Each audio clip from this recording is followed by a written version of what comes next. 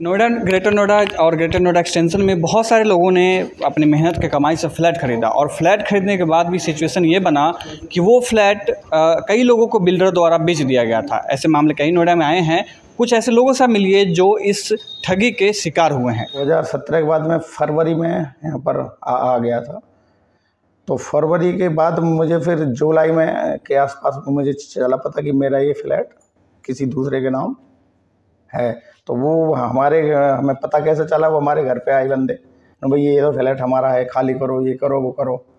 तो फिर मैं वहाँ पे गया उसके पास, बिल्डरों के पास। फिर वो बोले जी ऐसा नहीं होता, ये नहीं होता, हम सब कुछ फैसला करवा देंगे, ये करवा देंगे। फिर काफ़ी चला, फिर मैंने थाने में भी गए, हम लोग FIR करी, बहुत कुछ करा। और 2 लोग आए, वाइफ से बोला कि ये आपका फ्लैट है, अपना फ्लैट है कि आप लोग रेंटेड हैं? तो वाइफ बोले नहीं हमारा फ्लैट है, आप लोग कौन? तो बोले हम बिजली विभाग से चेक करने आए हैं कि बिल्डर पैसे देता है कि ऐसे ही है। तो ठीक है भाई। फिर सैटरडे को वो दोनों फिर आए, तो मैं घर पे था। उन्होंने कहा कि ये फ्लैट तो हमारा है और आप यहाँ कैसे रह रहे हो?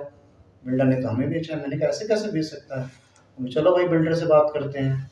बिल्डर ने कहा कि नहीं ये सब हो जाएगा, ऐसा कुछ नहीं है। बार बार हम चेस करते रहे।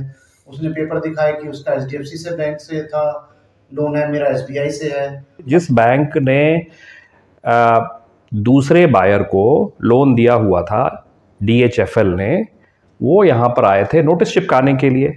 और फॉर्चुनेटली उस दिन शनिवार का दिन था और मैं था, शाम का वक्त था, 3-4 बज रहे थे। तो मैंने उनसे पूछा कि ये क्या है। तो फिर मैंने देखा कि फला व्यक्ति के नाम पर ये फ्लैट पहले से ही एलोकेटेड है।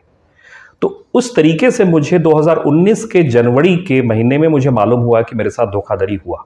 इससे पहले कि मैं बिल्डर से ही संबंध में मिलूं, वो करूं, फिर मेरे ऊपर एक कुठाराघात और हुआ कि ये किसी और को भी बेचा हुआ है। मेरा फ्लैट मैं और 2 अन्य को बेचा। मैंने हर क्षेत्र में अपनी तरफ से कोशिश कर ली, कहीं ऐसा नहीं लगता कि बिल्डर पे कोई कार्रवाई हो रही हो या बिल्डर पे दबाव बनाने की कोई हिम्मत रखता हो।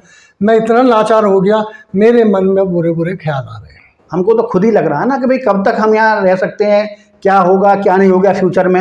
अब दूसरे वाला जीत गया, यदि उसने केस वेस कहीं कर दिया हो, हमें उसने डिटेल्स तो पता नहीं है उसके विषय में, या उसने कहीं रेरा में कर रखा है या कहीं NCLT में कर रखा है, NCDRC में कर रखा है, हमें क्या पता डिटेल्स। यदि उसने केस कर रखा है और केस से वो जीत गया तो फिर हमारा क्या होगा। किसी व्यक्ति को लोन की जाती है तो आपसे प्रोसेसिंग चार्जेस के नाम से 2000, 3000 या certain % of your loan amount ये आपसे वसूला जाता है। तो इस वसूली के पीछे बैंक की एक जिम्मेदारी होती है। बैंक की जिम्मेदारी ये होती है कि भाई हम अपने लेवल पे ड्यू डिलिजेंस करेंगे और ये पता करके कि वेदर जो यूनिट आपको दी जा रही है और जिसको कि आप मेरे पास हाइपोथिकेट करने जा रहे हैं, वो मैटर क्लीन है कि नहीं क्लीन है, वो यूनिट क्लीन है कि नहीं क्लीन है। तो मेरा तो प्राइमा फेसी शक जाता है बैंक के ऊपर में, बिकॉज आपने मुझसे वो परसेंटेज भी ले लिया, certain % of the loan amount due diligence के लिए, प्रोसेसिंग चार्ज लगा करके। अब आपने अपने हिस्से की जो ड्यू डिलिजेंस करनी थी वो आपने नहीं करी, लेकिन बैंक अपने हिस्से की जिम्मेवारी निभा रहा है कि नहीं निभा रहा है, उसके लिए हमारे पास अभी भी कोई ट्रांसपेरेंट रूट नहीं है।